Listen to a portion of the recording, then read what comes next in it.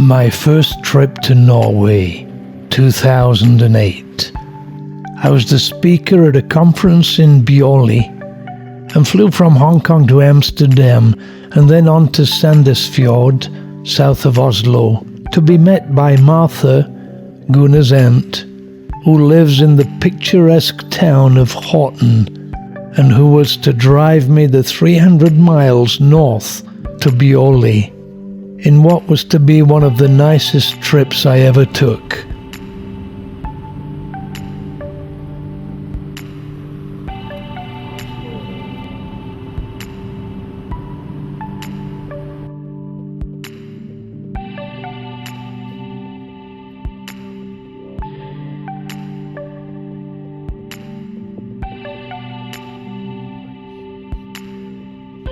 Heading due north and expecting to take 6 hours to reach there, we were soon passing Oslo.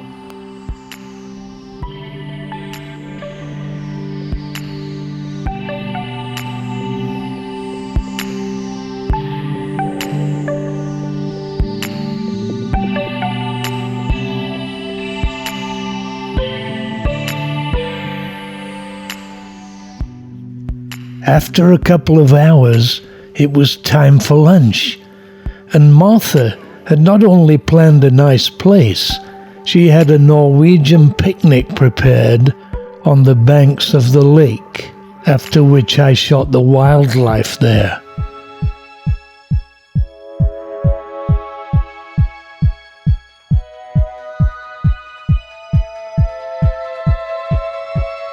And enjoyed the beautiful sunshine.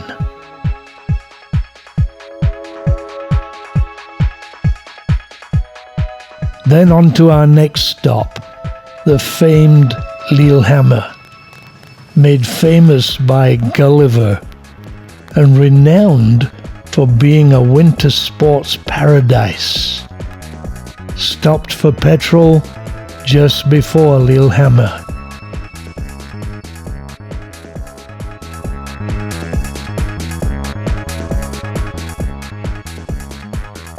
On the road again.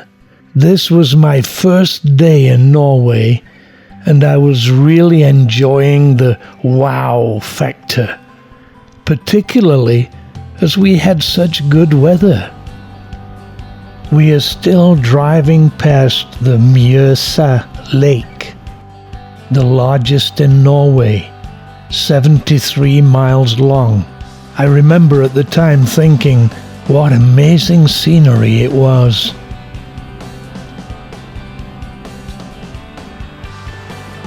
Approaching Lillehammer, the 1994 Olympic ski jump in the distance. Martha is about to take me to Lilleputthammer, the theme park here, which is actually a miniature version of Lillehammer's main street, built at a scale of 1:4. It even has a train and rides, and is certainly impressive. And guess what? We can ride it.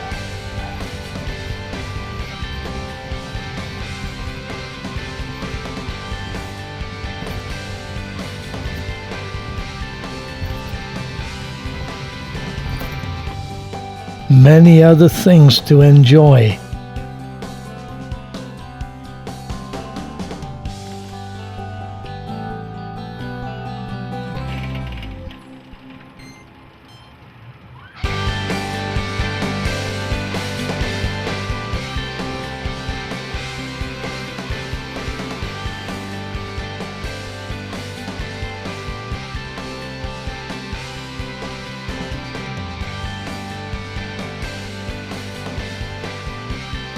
But we have another 150 miles to go.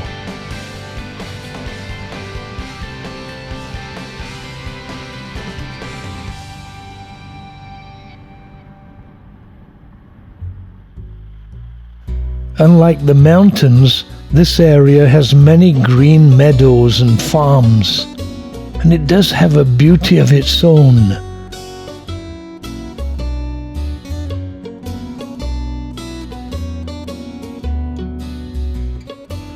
The green fields and trees, reminiscent of England, and the journey, as usual, part of the Norwegian experience.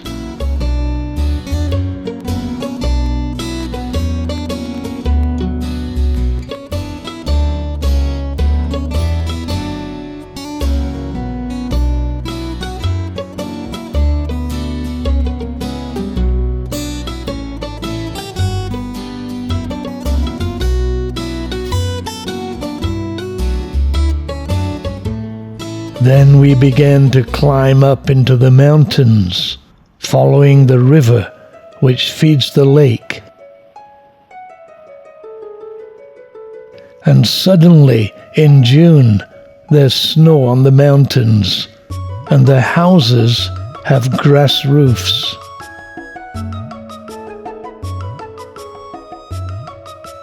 So one last stop. Martha has been driving for 5 hours. This is a troll stop, the evil rascal of Norwegian folklore, the famous, or should that be notorious troll in Norwegian folklore, not quite the nice little creature that the cartoons made him out to be. Then on to Bjorli, arriving at our hotel.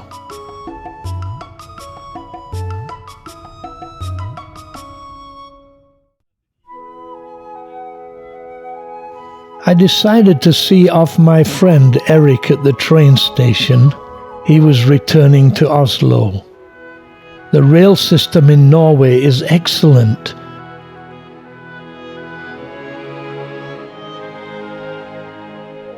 Here are the three wise men. Two of them. The third is behind the camera. Or the Three Stooges. Yeah, right. Elaine came too, and it was not long before the train arrived, right on time. It was the main train to Oslo, and takes 4 hours and 45 minutes to cover the 300 miles.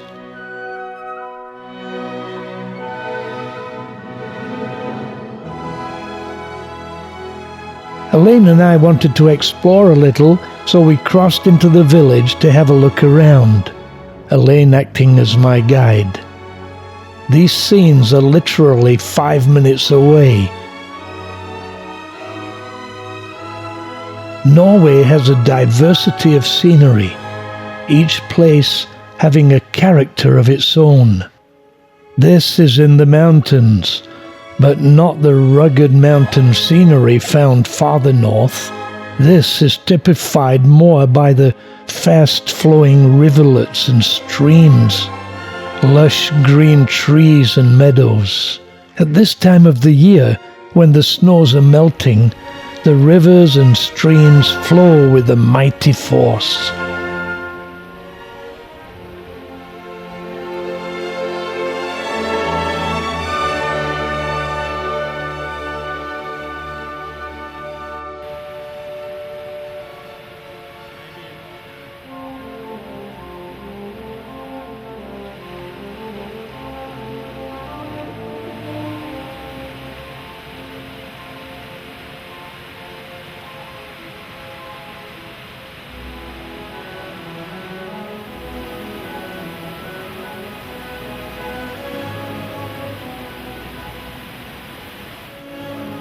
Elaine from farther south was enjoying it as much as I was. He explained to me how Norwegian homes are insulated against the long cold winters. Grass on the roof, an excellent insulator. As the warm air inside rises, it has no way to escape. Just a small fire can heat the home.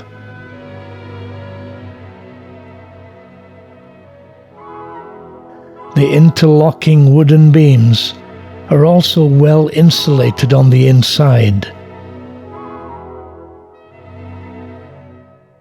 The water straight from the mountain, and at this time of the year can be drunk straight from the river. It's so pure. Whenever I see water cascading down the mountain in this way, I always feel that it's dancing, a dance of freedom, the warmth of the sun liberating it from its icy winter bondage.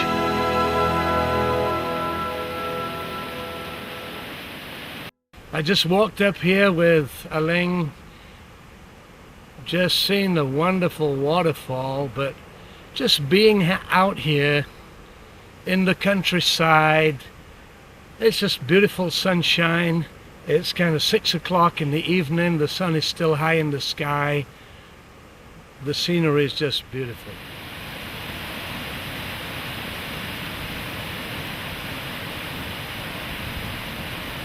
What a day it's been. 300 miles through beautiful countryside, the mountains, the meadows, and finally the water's dance of freedom.